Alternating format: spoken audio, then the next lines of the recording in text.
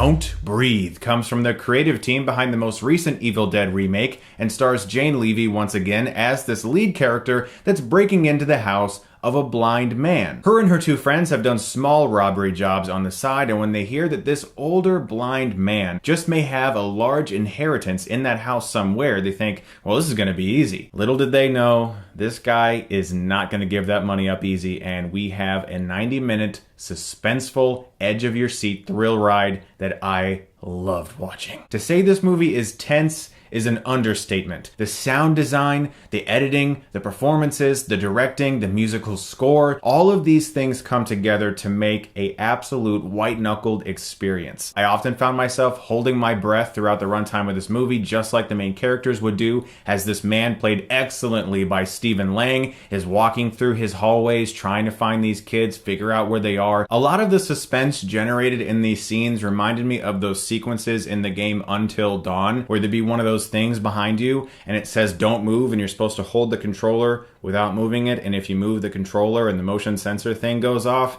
the things find you. A lot of this movie felt like that. The concept behind this movie is genius. It's such a great idea. They get every ounce of suspense out of this concept, and they did an excellent job with it. Her friend in this movie, played by Dylan Minnette, who was in Prisoners and Goosebumps, really gets a lot more to do in this movie than he did in those films. He gets to go to different places here dramatically, and I love seeing that. This movie is squirm in your pants. I mean, you're just sitting there.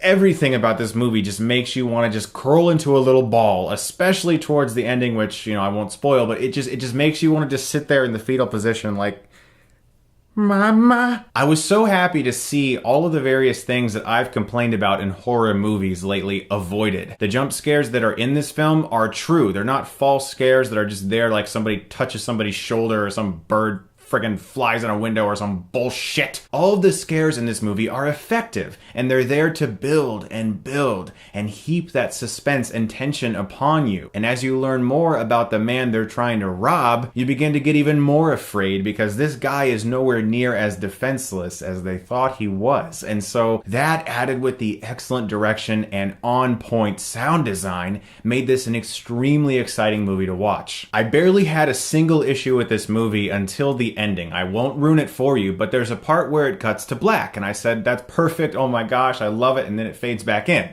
And there's like 3 more minutes. And these last 3 minutes felt like the alternate ending you might find on the Blu-ray special features. You watch it and go, oh man, I'm glad they didn't put that in. Except they put it in. It really serves no purpose to the movie. It does nothing for the characters. It's just sort of like, hey, here's some info for you. It just didn't do anything for the film or the characters. It was unnecessary to me, and I felt they should have just ended when it cut to black. Also, there's something as I watched this movie that began to nag at me. There are an absurd amount of similarities to Panic Room, David Fincher's thriller about a home invasion as well. A couple of them are just visual things, like the lead character looking almost exactly like Jodie Foster does in that movie. There's also a live wire, unpredictable, punk-like character who's in this film who is exactly like Jared Leto's character in Panic Room, not just by appearance, but the way he acts. It's almost like it follows the same basic structure of Panic Room. And I was just kind of thinking maybe it was me, until the end credits of the film are almost exactly like the opening credits of Panic Room, showing titles attached to architecture. Just like in Panic Room, those awesome opening titles are sort of recreated in the ending titles of this film. Also, when they first break into the house, there's a long, unbroken take panning through the floors, through the walls, showing us everything in the house, just like in Panic Room. A lot of the same story beats happen, a lot of very similar moments happen, and I'm not sure if anyone's picked up on this yet, but it does pay a little too much homage to Panic Room, and if they weren't going for it, it's an amazing coincidence because there's a lot of similarities. Besides those two things, I think Don't Breathe is a really fun thriller. I'm looking forward to seeing it again, and I'm going to give it an A-.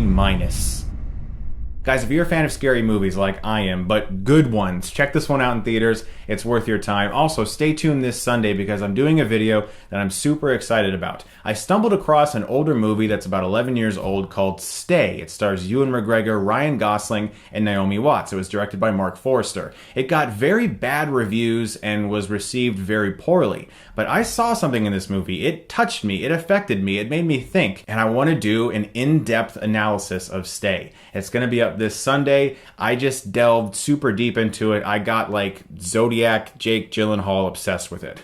And it was a lot of fun. I'm excited to share that video with you guys. Thank you so much as always for watching. And if you like this, you can click right here and get Stuckmanized.